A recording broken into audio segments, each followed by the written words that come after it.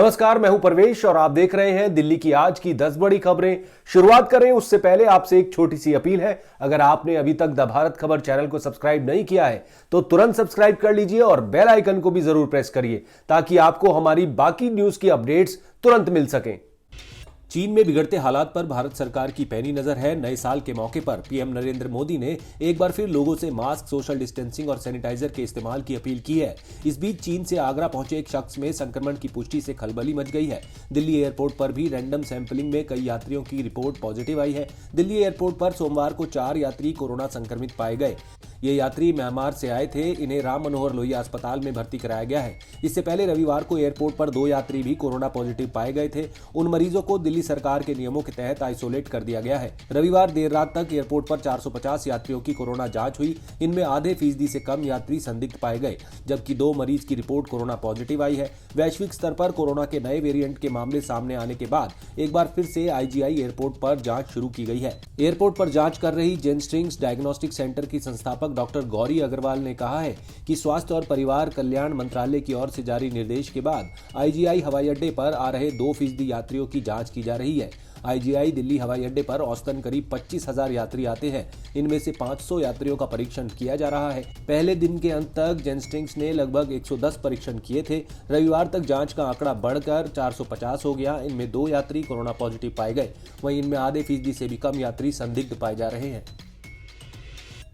Delhi airport पर यात्रियों, खासकर विदेश से आने वाले यात्रियों से कोरोना गाइडलाइंस का पालन सुनिश्चित कराने के लिए सरकारी स्कूलों के शिक्षकों को तैनात किया जाएगा।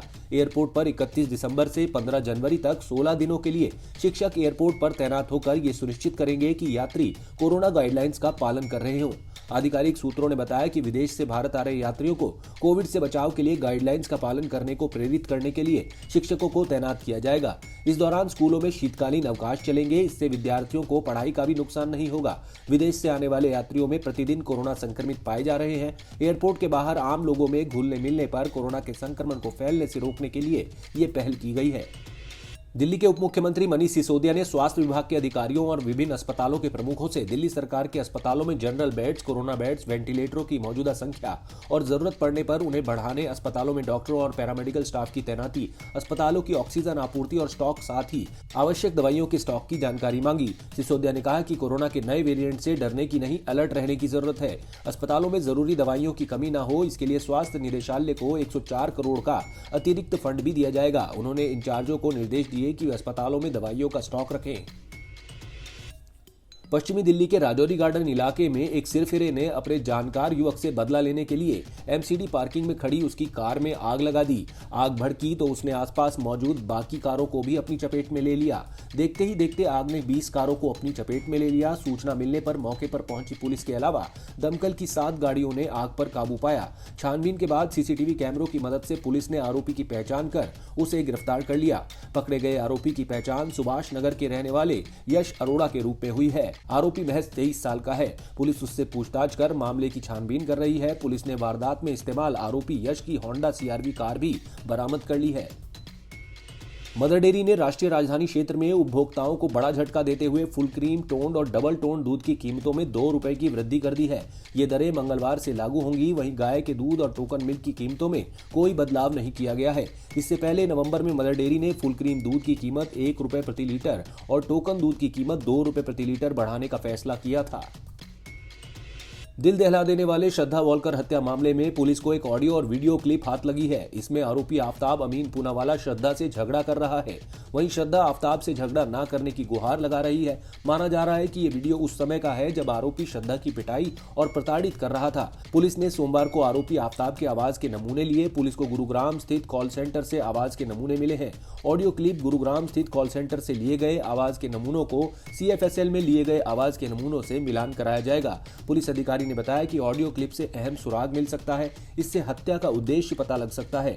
आफ्ताब को सोमवार सुबह भारी सुरक्षा घेरे के बीच सीएफएसएल लाया गया था। इस दौरान सीजीओ कॉम्प्लेक्स स्थित सीबीआई मुख्यालय को करीब 3 घंटे तक बंद रखा गया था। दिल्ली में डेंगू का कहर थमने का नाम नहीं ले रहा है। दिल्ली में 2 और लोगों की डेंगू से मौत की पुष्टि हुई है। राष्ट्रीय राजधानी में इस साल कुल 7 मौतें हुई हैं। 247 नए मामले भी आए हैं। डेंगू के लक्षण इन्फेक्शन के लगभग 4 या 6 दिन बाद दिखते हैं। इसमें तेज बुखार, सिर दर्द, आंखों में दर्द, मांसपेशियों और जोड़ों में दर्द, थकान, जी मिचलाना, उल्टी होना, त्वचा पर लाल निशान होना शामिल है। डेंगू के लिए कोई खास दवा या सटीक इलाज उपलब्ध नहीं है। इसमें कुछ घरेलू नुस्खे बड़े कारगर साबित हो सकते हैं। ऐसे में ज्यादा से ज्यादा पानी पीना चाहिए। अत्यधिक गंभीर मामलों में मरीज को इलेक्ट्रोलाइट सप्लीमेंट देने चाहिए। कुछ मामलों में ब्लड प्रेशर मॉनिटरिंग और ब्लड ट्रांसफ्यूजन के जरिए भी इलाज किया जाता है। आप बिना डॉक्टर के परामर्श के किसी दवा का सेवन ना करें। यमुना नदी में अमोनिया का स्तर बढ़ने से करीब आधी दिल्ली में जलापूर्ति प्रभावित रही। फिलहाल अभी अमोनिया का स्तर घटने की उम्मीद नहीं है। ऐसे में पानी की आपूर्ति भी बाधित रहेगी। दिल्ली जल बोर्ड के अनुसार यमुना में अमोनिया का स्तर बढ़ने के कारण वजीराबाद, चंद्रावल, बवाना, नागलोई, द्वारका और हैदरपुर जल शोधक संयंत्र से पीने योग्य पानी के उत्पादन में 5 से 15% की कमी आई है। इसके कारण साउथ दिल्ली, मध्य दिल्ली, पश्चिमी दिल्ली, उत्तर दिल्ली, दक्षिणी पश्चिमी दिल्ली में जलापूर्ति प्रभावित हुई है। बोर्ड का कहना है कि हरियाणा क्षेत्र से यमुना नदी में छोड़े जा रहे दूषित जल के कारण अमोनिया का स्तर लगातार बढ़ रहा है। बोर्ड ने इसे लेकर आपत्ति भी जाहिर की है। बीते सप्ताह भी यमुना नदी में अमोनिया का स्तर बढ़ा था। दिल्ली जल बोर्ड ने प्रभावित क्षेत्रों के निवासियों से अपील की है कि वो पानी का भंडारण कर उसका सदुपयोग करें। आने वाले कुछ दिनों तक पानी की आपूर्ति प्रभावित रह सकती है। पानी की कमी होने पर प्रभावित क्षेत्र के लोग दिल्ली जल बोर्ड के कार्यालय से पानी के टैंकर मंगवा सकते हैं। दिल्ली में 70 साल की एक बुजुर्ग महिला ने घरेलू हिंसा कानून के तहत एक प्रावधान को चुनौती दी है।